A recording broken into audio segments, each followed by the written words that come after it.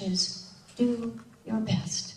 In any circumstance, at any time, just do your best. You see, because life is always, for all of us, changing. We are growing all the time. And sometimes our best is really good. Like when we wake up in the morning, we're energized, good things have happened. And we're ready for the day. At night, we're a little more tired. Things have happened in the day. We've spent energy, and our best may not be the same. But at any given point, all we're asked is to do our best.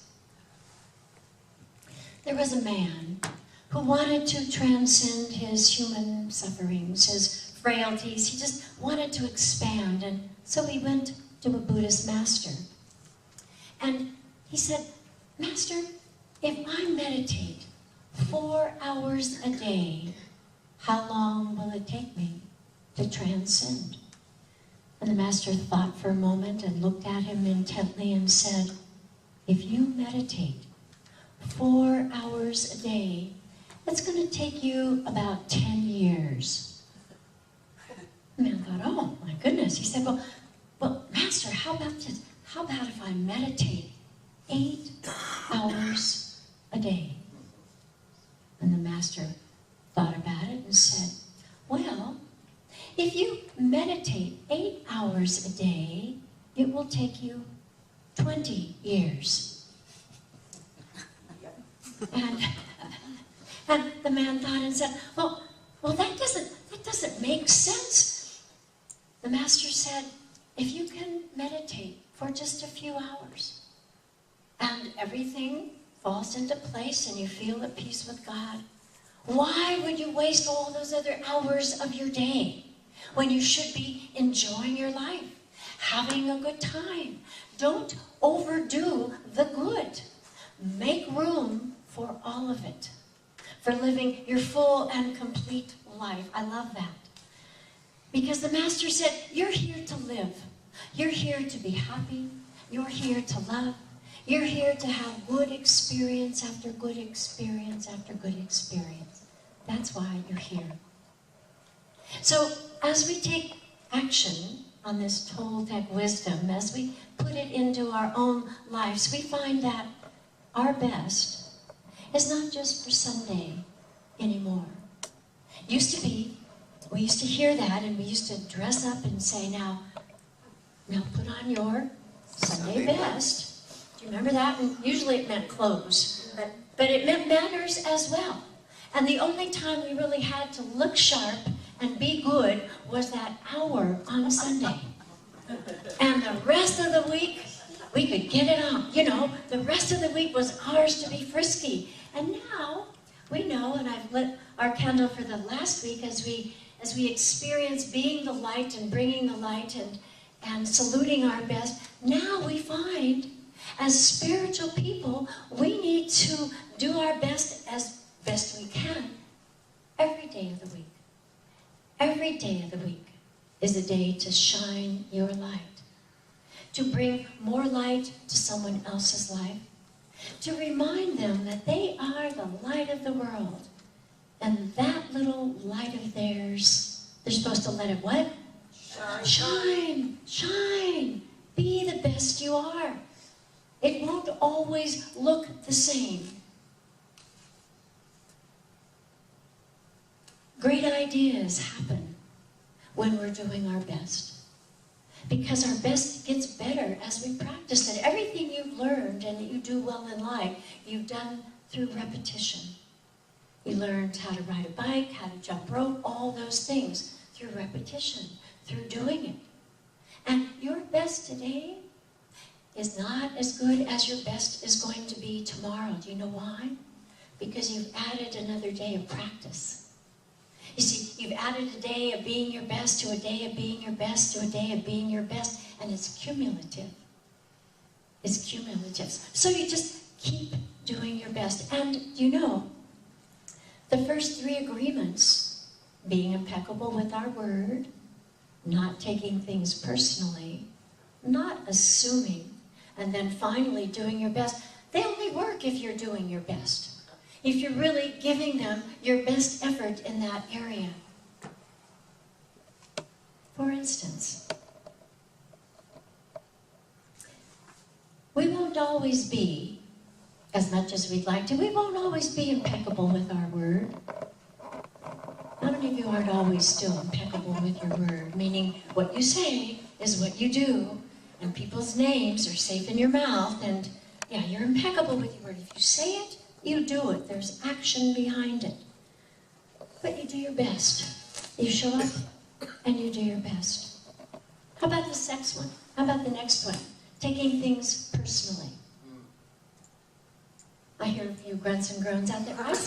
I still do that every once in a while. If I'm a little tired or something, somebody will say something and I'll go, wonder what that means. Wonder if that's for me. Oh my gosh, I don't know.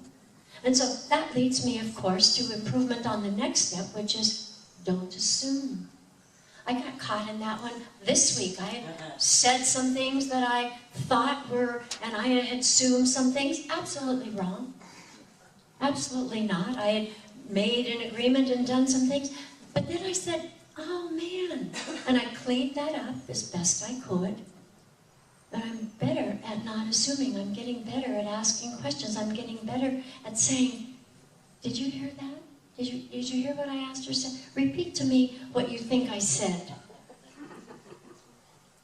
So we don't assume. We ask. Is that right? Is that what you want? Is that what you heard me say? Asking for clarity. Making sure that you do your part.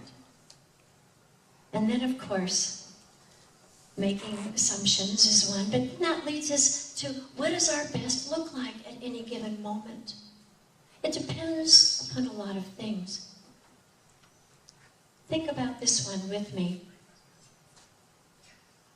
The mastery, the purpose of all this, the purpose of our study for this weekend is, for this week and this weekend, the point is to bring us to continue that point of mastery up and up and up and up. Your life is a spiral. As I look out there at you, I see bright lights and I see spirals. And you're moving up, you're transcending. Your best tomorrow is going to be better than your best today because you're working on it. Because that's your gift to God. See, every action then becomes one in which we honor God. That God in us. Everything we say and do is an honoring thing, is a blessing thing. And every thought we think becomes a thought that God thinks in our behalf. I had a conversation with God just this morning, and I said to him, my God is big and all kinds of things, but he said, what'd you think about yesterday? Didn't we do a great job yesterday? And God said, yeah, we did. Yeah. And what about that thing we're going to do this week? I'm counting on you to be there with that power, with that support, with that knowledge of how that's supposed to come about for your world. Here's the other thing about agreements that's important as we move into making them and keeping them, is to, if you take things personally and assume and aren't impeccable with your word and just don't do your very best, just start again. Just start again. Just begin again. Fresh, new, forgive yourself, and then start again. Start again.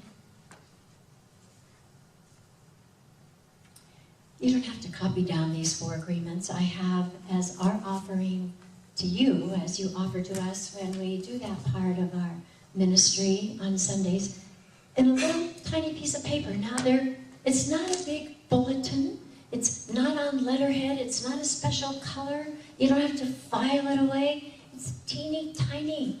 You can tuck it somewhere in your wallet or your purse and just pull it out. It's very simple. It says this: I'm impeccable with my word. I don't take things personally. I don't assume. I always do my best. The end. That's it. Take it out, look at it. Is that me? Okay, good so far. Put it back in. You get it out again. How am I doing? Okay, all right, put it back in. So it's your little checkoff sheet. It's small, it's doable. doing our best. How many of you are sports fans of any kind? Doesn't have to be football or baseball, but just you like sports, you like to watch sports, or compete in sports. Maybe you compete in cook-offs or anything like that where there's, a team or you're having to weigh in with somebody else. Here's a thought about doing our best in that arena. Come down here because this is kind of a conversation we're going to have. I grew up in Northern California, and without brothers and a dad who was involved in sports, but we were, if you lived in Northern California, you were in the spring and summer a Giants fan, baseball, and in the fall you are a Niners fan. Yes. And that's just the way it goes in Northern California. So we have two equally matched teams. For sake of sanity, we'll just call them the blue team and the red team. So put on your sports mind when we're talking about this quality of doing your best. Equally matched, coming into competition, equally matched. Man for man, equally matched in power and in talent. And of course, God has no sides. God is on every side, all the time, pulling for good. So what decides which team wins in any game on any given Sunday? What do you think? You just say it out loud and I'll repeat it. What do you think? What decides? Who wins? Whoever's doing their best that day. Whoever brings their best to the field. But they're equally matched. So we assume as they, parade out there and everybody claps that the blue team is fit and ready. The red team is fit and ready. But what determines best for that team that day? The score does. Absolutely. What else? Effort. The effort? Let me just fill this in a little bit. On the blue team, everybody's happy. Everybody's healthy. As a matter of fact, on the blue team, there have been a couple weddings in the past month. Somebody's son graduated and went off to college. Somebody else on the blue team has a brand new baby. They're on it. Everybody's healthy. They got good going on over here. Now the red team, been a couple of deaths, a divorce, somebody's in the hospital. Equally matched. Equally matched. On that day, just by the facts I've given you, who's the stronger team? Blue team. Blue team. Anybody's fault that they're stronger that day? Circumstantial. Absolutely circumstantial. They're going to do their best. Right?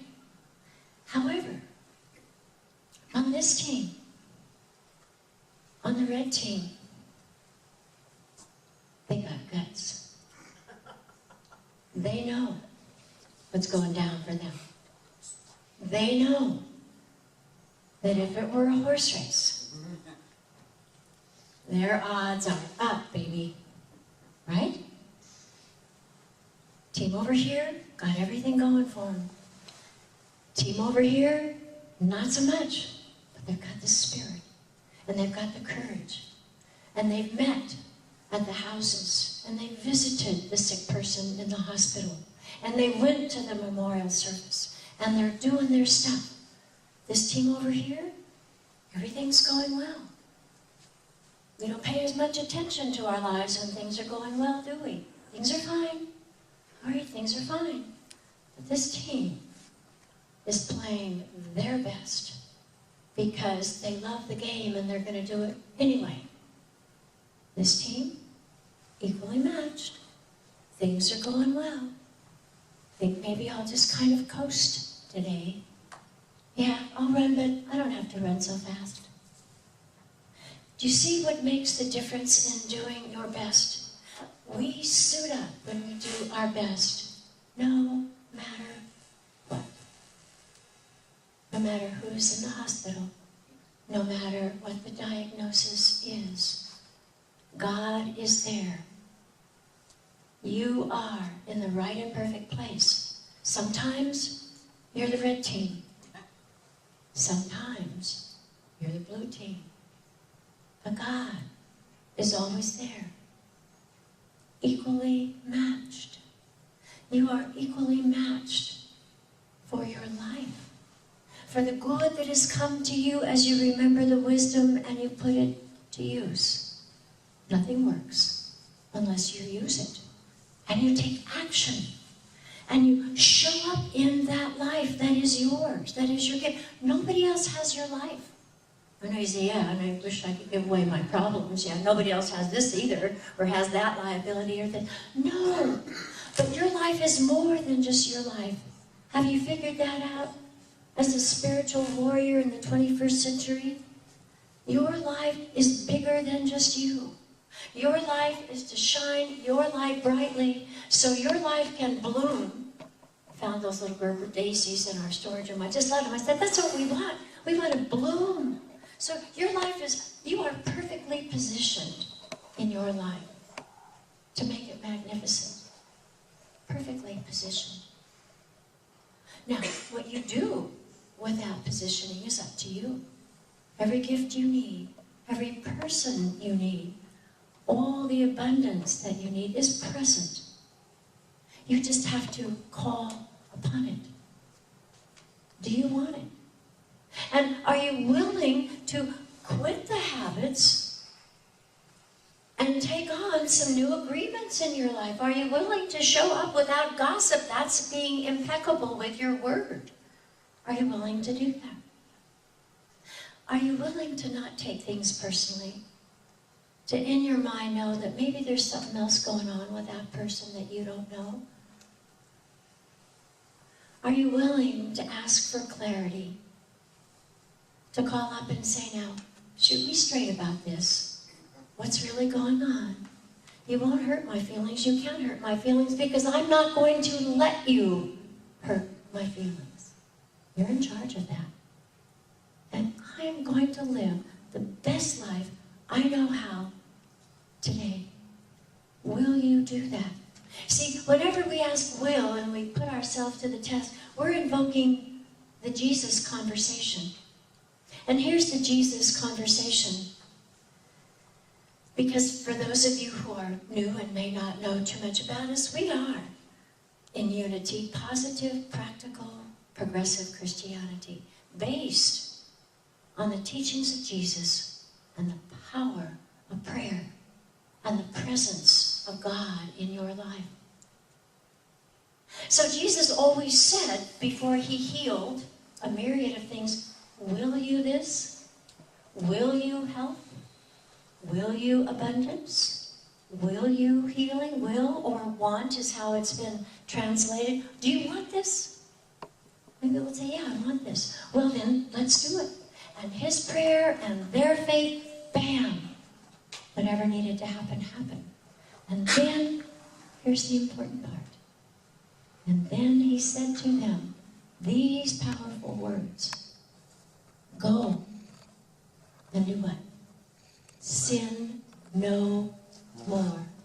Quit it. In today's words, it would be, stop it. Quit that right now. You're healed. Don't do this anymore. Do your best.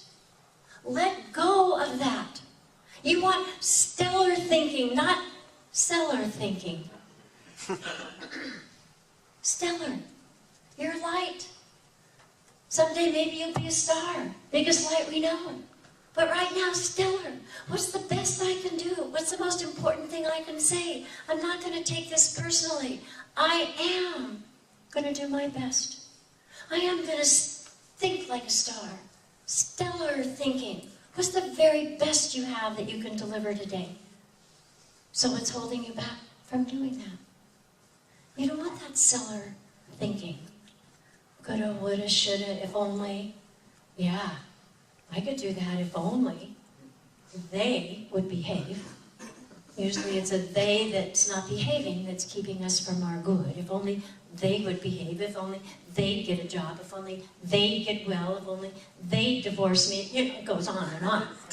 Stellar thinking. What's the best you can think of your life? What's the best you can imagine? Are you moving there? Do you live there already? Stellar thinking. Not cellar thinking. Cellar, down in the cellar. Cold, dark, damp. Done for you. No more. Stellar thinking is keeping those 4 agreements. Being impeccable with your word. Your word goes out in the ethers to do the work of God. Every word. Not just those that you rehearse, but every word. Every word. And that person that you're taking things personally from, you don't know what's their path. Your job is to keep them aware of the light that they are. Keep them aware of the path that they're on. Keep them aware of the good God working in their life. Don't assume that what you say is heard with ears that have listened.